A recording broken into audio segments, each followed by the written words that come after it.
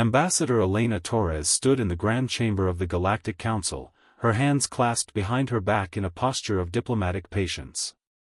Around her, representatives from 47 species debated humanity's petition for advanced trade rights, a debate that had been ongoing for 3 standard months. The humans are simply too aggressive, declared High Counselor Vex Nor, his tentacles writhing with distaste. Their history is filled with violence. Wars, genocides, destruction. We cannot trust such a species with unrestricted access to galactic commerce. Elena maintained her pleasant smile, the same smile she'd worn through countless hours of being lectured, dismissed, and patronized. With respect, Counselor, humanity has been at peace for 47 years, Vex Nor interrupted. A mere blink. Your species existed for 200,000 years before joining the galactic community, and you spent most of it killing each other. The chamber murmured in agreement. The Zora T delegates clicked their approval. The Pelthean observer released pheromones of smugness. We simply need more time to evaluate your species' stability, added Counselor Mira Seth, her crystalline form refracting the chamber's light. Perhaps another century of observation. A century? Elena's smile tightened microscopically. Counselor, we've been petitioning for basic trade rights for 3 years. We've met every requirement, passed every evaluation, demonstrated peaceful intent repeatedly. And yet, Vex Nor said, his voice dripping with condescension, just yesterday, we received reports of human vessels engaging in military exercises near the disputed zone. Tell me, Ambassador, why does a peaceful species need such aggressive fleet maneuvers? Elena took a slow breath. The military exercises had been scheduled and announced 6 months in advance, well within human territory, and were standard training operations. She'd filed the proper notifications. She'd answered questions about them 14 separate times. Those exercises were fully disclosed and we find them threatening, Vex Nor stated flatly. The motion to deny humanity's trade petition will now be put to vote. Elena watched as, one by one, the council members activated their voting crystals. Red light, denial, filled the chamber like a mockery.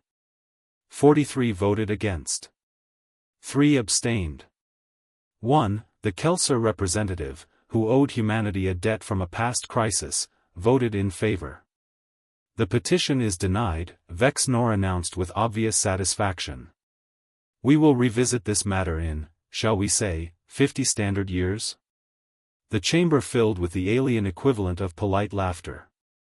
Elena stood perfectly still, her smile never wavering. I see. Thank you for your time, counselors. I'll relay your decision to my government. She turned to leave, her movements controlled and diplomatic. But as she reached the chamber doors, her communication implant chimed. It was a priority alpha message, the highest classification. She accepted it, listened for exactly 4 seconds, and stopped walking. The council was already moving on to other business, dismissing humanity as they had so many times before. They didn't notice Elena turn around. They didn't see her expression change. When she spoke, her voice cut through the chamber chatter like a blade. Counselors, I need to inform you of a developing situation. Vex Nor waved a tentacle dismissively. Ambassador, we've concluded your petition. Please. The Krylok swarm just entered human space, Elena stated flatly. They're heading for Earth. The chamber fell silent. The holographic display materialized in the center of the council chamber, showing a sector of space that made even the most composed delegates recoil. The Krylok swarm, billions of insectoid vessels moving in a single coordinated mass, was streaming through the void like a plague of locusts. This is impossible, Counselor Miraseth whispered, her crystalline form darkening with fear. The swarm has been dormant for 3 centuries. The containment fields are failing, Elena interrupted, her diplomatic tone evaporating. And since human space is the closest populated sector to the swarm's territory, we're first in line. Vexnor's tentacles had gone rigid. Surely you're not suggesting the council should. I'm not suggesting anything, counselor. Elena's smile was completely gone now, replaced by the cold expression of someone calculating odds of survival. I'm informing you. The swarm will reach Earth in 48 hours. After they consume us, they'll move on to the Pelthean colonies, that's another 60 hours.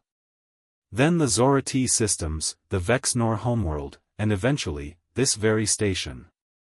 The chamber erupted in chaos. Delegates shouted, demanded explanations, accused each other of intelligence failures. Through it all, Elena stood silent, watching. Finally, Vexnor restored order.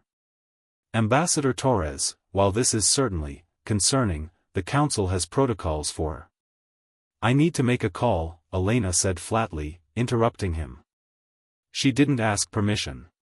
She simply tapped her communication device. Ambassador, this is hardly the time, Vexnor began. Admiral Jackson, Elena said, ignoring the council completely. Polite mode is off. Authorization, Omega Black. On the display, a human face appeared, a grizzled man in military uniform, his expression one of barely contained aggression that made several delegates physically retreat. Confirmed, Ambassador, Admiral Marcus Jackson replied. Rules of engagement? There are no rules anymore, Marcus. The Council just denied our trade petition for the 47th time while an extinction-level threat is bearing down on us. We're on our own. Understood. Activating the contingency. Vexnor finally found his voice. Contingency? What contingency? Ambassador, you cannot make military decisions without Council approval. Elena turned to face him, and for the first time since humanity had joined the galactic community, the mask of diplomatic courtesy was completely gone. What replaced it made Vexnor's species' most primitive threat assessment instincts scream warnings. Counselor, Elena said quietly, for 3 years, we've played by your rules. We've been patient. Polite. Diplomatic. We've sat through your lectures about how violent and unstable we are. We've accepted your restrictions, your delays, your observations. We've been good little primitives, waiting for the grown-ups to decide we're civilized enough. She stepped closer to his podium. But here's what you never understood, we weren't being peaceful because we're weak. We were being peaceful because we're trying to be better than we were. The politeness? That was a choice. And you just spent 3 years teaching us that choice gets us nowhere. Are you threatening this council? Vexnor demanded, trying to sound authoritative. No, Elena replied. I'm telling you that humanity is about to fight for its survival, and we're going to do it the way we know best, the way we did it for 200,000 years before we met you. The Krylux swarm is coming. We're going to stop them. And we're not going to ask your permission. Admiral Jackson's voice came through the comm, ma'am, the fleet is ready. 2,300 warships, holding position at Rally Point Omega. What are your orders? The council chamber went deathly silent. 2,300 warships. The entire council's combined defensive fleet numbered less than 800. Wait, Miraseth said weakly. You've been building a military fleet? That violates the treaty restrictions on offensive weapons, Elena finished. These are all classified as defensive platforms. We followed your rules to the letter, Counselor. You just never asked the right questions. The holographic display shifted, now showing human space in its entirety. What the Council saw made their previous assumptions about humanity crumble like dust. Counselor Mirasetha's crystalline form flickered with what might have been shock. Those are fortresses, battle stations, weapons platforms. You've militarized your entire territory. Secured our territory, Elena corrected coldly. There's a difference. The display showed the truth, every human colony, every mining outpost, every trade hub was surrounded by defensive installations. orbital railgun platforms, missile batteries, energy shields, and ships, thousands of ships, all designated as System Defense Forces, and therefore technically within Council regulations. How? Vexnor demanded. How did you build all this without our knowledge? Because you weren't looking, Admiral Jackson answered from the comm, his voice heavy with disdain. You were too busy lecturing Ambassador Torres about our aggressive nature to notice we were preparing for exactly this kind of scenario. You want to know what humans learned from our violent history? We learned that peace is something you prepare for by being ready for war. Elena pulled up another display. This is the Krylok swarm's projected path. They'll hit our outer colonies first, the mining platforms on Kepler 442b. Population, 45,000 humans and 12,000 aliens from various species who took jobs we offered when their own governments wouldn't help them. She looked directly at Vexnor. Those 12,000 include 3,000 Pelthians who you classified as economically unproductive and denied resource allocation. We hired them. They've been working for us for 2 years, and now they're in the swarm's path. So here's what's going to happen, we're going to defend them. All of them. Because unlike this council, we don't write people off. This is madness, Vexnor protested. The Krylok swarm has destroyed entire civilizations. The Yelthari Empire threw 100,000 ships at them and barely slowed them down. What makes you think? Because the Yelthari fought a defensive war, Elena interrupted. They tried to hold territory, protect worlds, maintain supply lines. That's not how humans fight when survival is on the line. Admiral Jackson's expression was grim. We studied the swarm for 3 years. Analyzed every historical encounter. Ran 10,000 simulations. The Council species fight wars like chess, calculated, territorial, strategic. But humans? When we're truly threatened, we don't play chess. Then what do you play? Miraseth asked quietly. Elena's expression was cold as void. Scorched earth. The display changed again, now showing human fleet dispositions. But they weren't positioned defensively.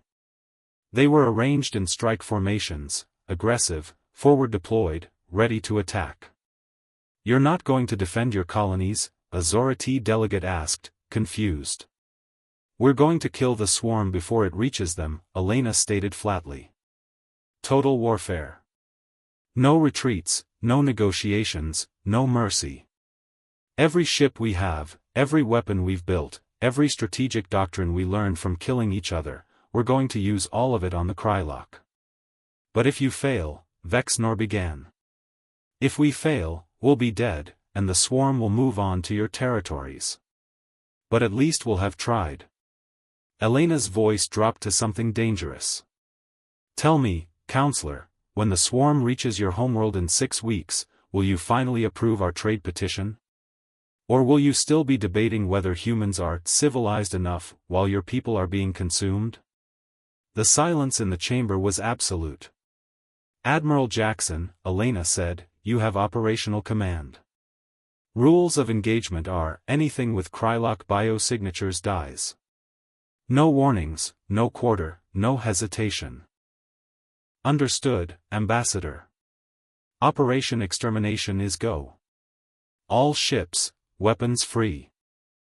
The Krylok swarm had existed for millennia as the galaxy's worst nightmare, a species that consumed everything organic, reproduced exponentially, and knew only hunger. They destroyed the Yelthari Empire, consumed the Tholian Confederacy, and forced the galactic community to build containment fields that cost trillions to maintain. Now those fields had failed, and the swarm was loose. Admiral Marcus Jackson stood on the bridge of the UENS Retribution, watching the tactical display as his fleet moved into position. 2,300 warships, representing every vessel humanity could field, arranged not in defensive lines but in a formation the Council wouldn't recognize, a hammer and anvil. Sir, lead elements of the swarm are entering weapons range, his tactical officer reported. Estimated numbers, 40 million individual vessels. They're maintaining standard swarm behavior, forward scouts, main body behind, consuming everything in their path. Good, Jackson replied. Let them think we're going to fight like everyone else. Weapons hold. Let them commit. On the council station, the delegates watched in horror as the human fleet appeared to be doing nothing while the swarm approached. They're not even firing. Vexnor exclaimed. They're just waiting. Elena stood motionless, her eyes on the display. Watch and learn, counselor. This is what happens when you spend 3 years telling warriors they're too aggressive. You forget that sometimes aggression is exactly what's needed. The swarm scouts reached optimal range, close enough to engage but far enough to retreat if necessary. It was standard Krylock doctrine: test the enemy's response, gauge their weapons, then overwhelm them. Now, Jackson said quietly. The human fleet opened fire. But not with weapons the Council recognized. Humanity's defensive platforms revealed their true nature: relativistic kill missiles, projectiles accelerated to 90% light speed. At such velocities, even a small mass became a planet killer. The Council had treaties against such weapons. Treaties humanity had never signed. The missiles hit the swarm's forward elements with the force of nuclear weapons. Millions of Krylock vessels simply vaporized. The shockwaves caused cascade failures throughout the scout formations. In 17 seconds, humanity had killed more Krylock than the Yelthari had managed in 3 years. Secondary strike, Jackson ordered. Fire mission, saturation pattern. Every human ship in the fleet launched simultaneously. Thousands of missiles, all moving at near light speed, all targeted at the swarm's main body. The Krylock tried to scatter, tried to use their standard evasion protocols. They discovered too late that humans had studied those protocols and built weapons specifically to counter them. They're hurting them, Miraseth whispered in the council chamber. They're not just attacking, they're manipulating the swarm's movement. Elena nodded. The swarm's survival instinct is to spread out when threatened. So we threatened them from specific vectors, forcing them to cluster. And now. Anvil strike, Jackson commanded. All heavy ships, fire at will. The second human fleet, hidden behind a debris field, using stealth technology the Council didn't know humanity possessed, emerged and opened fire into the compressed swarm formation. The Krylock were caught in a perfect kill box, pressed together by the First Fleet's attack, unable to maneuver, and now being obliterated by concentrated fire from 2 directions. The casualties were apocalyptic. Billions of Krylock died in minutes. Pull back to phase line Delta, Jackson ordered. Let them regroup. We want them angry, not scattered. Sir, his executive officer questioned. We have them on the ropes. And if we push too hard, they'll fragment and spread across the galaxy. No. We're going to keep them focused on us, keep them coming forward, and kill every last one in a single engagement. This ends here, or it never ends. On the council station, Vexnor watched in stunned silence as the human fleet executed a fighting retreat, maintaining just enough pressure to keep the swarm engaged but letting them advance. It's a trap, he whispered. They're leading the swarm somewhere. Where? Demanded a Zora T delegate. Elena smiled, not the diplomatic smile from before, but something colder. You'll see in about 40 minutes. And Counselor? You might want to start preparing evacuation protocols for the systems behind human space. Just in case we fail. The human fleet retreated toward a seemingly empty sector of space designated on no maps, a void between stars where nothing existed. The Krylock swarm followed, their hunger overriding their already limited caution. They'd taken losses, yes, but they'd taken losses before. Numbers were their weapon. They could afford to lose billions if it meant eventually overwhelming the enemy. What they didn't know, what the Council hadn't known, was that humanity had spent 3 years preparing this sector. Admiral Jackson watched the swarm enter the designated zone. Status on the field? All 50,000 mines are active and networked, sir, his weapons officer reported. Gravitational sensors locked. They're past the point of no return. On the council station, Elena spoke quietly as she watched the tactical display. Counselor Vexnor, you asked earlier what humans learned from our violent history. Here's lesson 1, when facing an overwhelming enemy, you don't fight them where they're strong. You choose the battlefield. The display showed what the swarm had flown into, a minefield of unprecedented scale. But these weren't ordinary mines, they were fusion devices, each one a miniature star just waiting to ignite. 50,000 of them, networked together, spread across a cubic light-year of space. The swarm is entering maximum density, Jackson's tactical officer announced. 94% of their mass is within the field. Light them up, Jackson ordered. 50,000 fusion mines detonated simultaneously. The council chamber's displays went white. Even with filters, the brightness was overwhelming. When the sensors compensated and cleared, the delegates saw something they'd thought impossible. The Krylok swarm's main body, 38 billion individual vessels, had been reduced to expanding clouds of superheated plasma. Mother of Stars, Miraseth whispered. You killed them all. Not all, Elena corrected. Approximately 12 billion remain in the outer elements. But their command structure is gone. Their coordination is shattered. Now comes the real work. The human fleet didn't celebrate.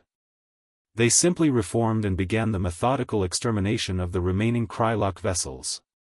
No grand tactics now, just brutal, efficient killing. Human ships hunted in packs, cutting off escape routes, eliminating survivors. This is monstrous, Vexnor said, his voice hollow. The scale of death is necessary, Elena finished. The Krylok don't surrender. They don't negotiate. They consume or they die. You've known this for centuries, but you've never been willing to actually solve the problem. You just built containment fields and hoped they'd hold forever. She turned to face the council. Humanity has been fighting wars of extinction since before we had written language. We know how it's done. You have to be willing to do whatever it takes, no matter how brutal, no matter the cost. You thought that made us savages. Maybe you're right. But right now, those savages are saving your civilizations. Admiral Jackson's voice came through the comm, final sweeps complete. Krylok forces reduced to below sustainable population levels. Estimate complete extinction of local swarm population within 6 hours. Casualties? Elena asked. 43 ships destroyed, 127 damaged. Total personnel losses, 18,000 dead, 34,000 wounded. The numbers hung in the air. 18,000 humans dead. It was a devastating loss. But compared to the billions who would have died if the swarm had continued. Admiral, begin recovery operations, Elena ordered. And get me casualty reports broken down by species. I want to know how many of those Pelthean miners we saved. Already compiled, ma'am. All 3,000 Pelthean workers survived. We evacuated them before the engagement. Vexnor's tentacles hung limply. You evacuated them? In the middle of a military operation? Did you think we wouldn't? Elena asked coldly. We told you, we don't write people off. Every person in human territory, human or alien, is worth defending. That's what you never understood about us. Our violence isn't random or senseless. It's directed. We're absolutely ruthless with our enemies and absolutely loyal to anyone under our protection. The council chamber was silent as they processed what had just happened. In less than 8 hours, humanity had accomplished what the entire galactic community had failed to do for centuries. They'd eliminated a Krylok swarm. 3 hours after the last Krylok vessel was destroyed, the Galactic Council reconvened in emergency session. But this time, Ambassador Elena Torres wasn't standing before them asking for consideration. She was standing before them with the full weight of humanity's military victory behind her, and her diplomatic courtesy had not returned. "The swarm is dead," she began without preamble. "Total extinction of the local population. Our analysts estimate it will take 200 years before the Krylok can rebuild enough biomass to pose a threat again. By then, we'll have fortified the containment zones properly, not with your failing energy barriers, but with permanent military installations." Vexnor tried to assert authority. "Ambassador, while we appreciate humanity's decisive action, the Council must discuss appropriate responses to your unauthorized military buildup and use of prohibited weapons." "No," Elena said flatly. The single word echoed through the chamber. "I beg your pardon." Vexnor's tentacles curled in agitation. "I said no. We're done asking permission. We're done being evaluated. We're done with 3-year waiting periods and lectures about our violent nature." Elena's voice was steel. 18,000 humans died today saving your civilizations from a threat you've ignored for centuries. You don't get to lecture us anymore. She activated a holographic display showing the Krylok's projected path. "If we hadn't stopped them, the swarm would have reached the Pelthian colonies in 3 days. Casualty estimates, 14 billion. The Zora T systems would have fallen in 9 days. 46 billion dead. Your homeworld, Counselor Vexnor? 16 days. Population, 62 billion. The numbers hung in the air like a death sentence. 122 billion sentients would have died in the first month alone, Elena continued. The swarm would have consumed half the Council territories before your combined militaries even finished mobilizing. And you know why? Because you've spent so long being civilized that you've forgotten how to fight." Miraseth spoke carefully. "Ambassador, what is it you want?" "What we wanted 3 years ago. Full trade rights. Access to galactic technology databases. Membership in the Council Defense Pacts. And one more thing, military command authority for the containment zones." "Absolutely not." Vexnor exploded. "Giving humans military authority would be giving the command to the species that actually knows how to use it," Admiral Jackson interrupted, his hologram appearing in the chamber. "With respect, counselors, your military doctrine is 2,000 years out of date.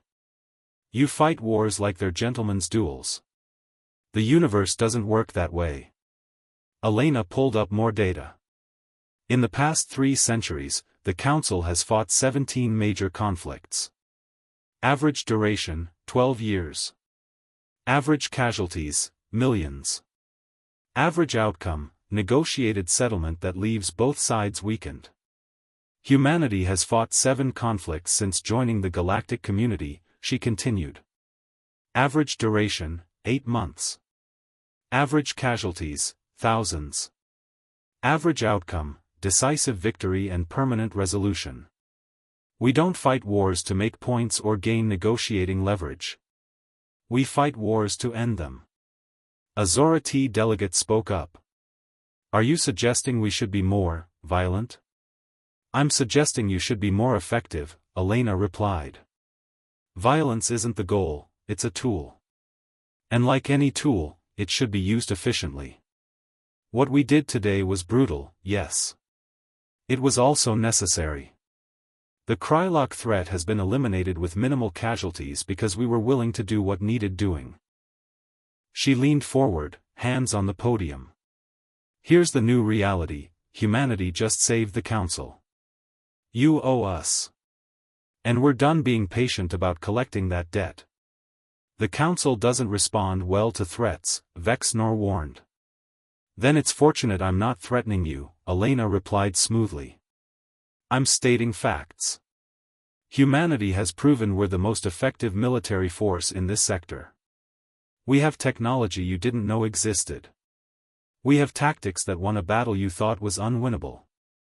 And we have 18,000 fresh graves filled with people who died protecting species that spent 3 years calling them primitives. Her voice dropped to something dangerous. So here's how this works: you're going to approve our petition. You're going to grant us full council membership. And you're going to do it today.